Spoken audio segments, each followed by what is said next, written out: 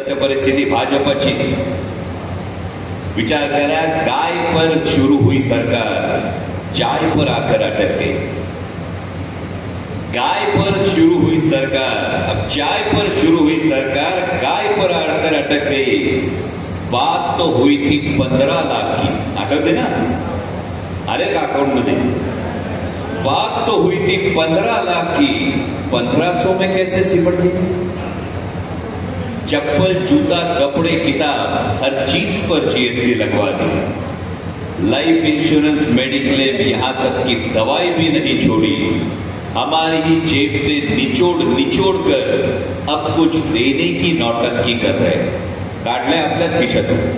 हमारी जेब से निचोड़ कर अब कुछ देने की नौटंकी कर रहे हैं।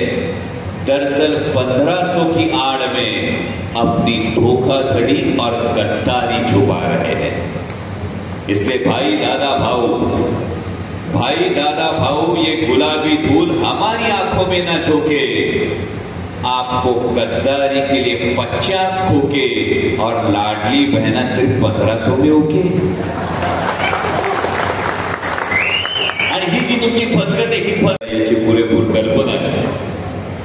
पण मगाशी कोटे साहेब म्हणाले हाताला लागलं तरी सुद्धा सोलापूरला आलो। पण विषय दोन कारण त्याची, याच्यामध्ये स्वतःचा एक स्वार्थ आहे। याच्यातला स्वार्थ हा आहे की सोलापूरवर एक वेगळं प्रेम आहे। म्हणजे आजकाल गुलाबी प्रेम आहे तसं नाही, सोलापूरवर जे वेगळं प्रेम आहे ते सोलापूरचं वेगळं प्रेम। कायम आपण म्हणतो माणसाच्या काळजाचा मार्ग त्याच्या पोटातून जातो, त्यामुळे सोलापूरच्या शेंगा चटणीपासून, शेंगा भाजीपासून, कडक भाकरीपासून सगळ्या गोष्टी जिव्हाळ्याच्या आहेत।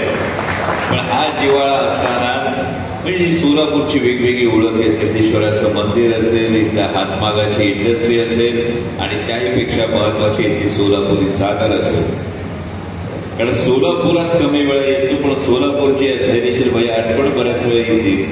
तुम्ही घरी आलात दिल्लीला, तुम्ही बघितलं असेल दिल्लीत पांघरायला मी स्वतः सोलापुरी चादर वापरतो आणि त्यामुळे ती एक नाही चादर पांघरतो, ह्याच्यात काय उपकार करत नाही। ती चादरीची माया, चादरीची ऊब आता सोलापूरने राष्ट्रवादी काँग्रेस, शरदचंद्र डी पवार या पक्षाला सुद्धा दिली पाहिजे।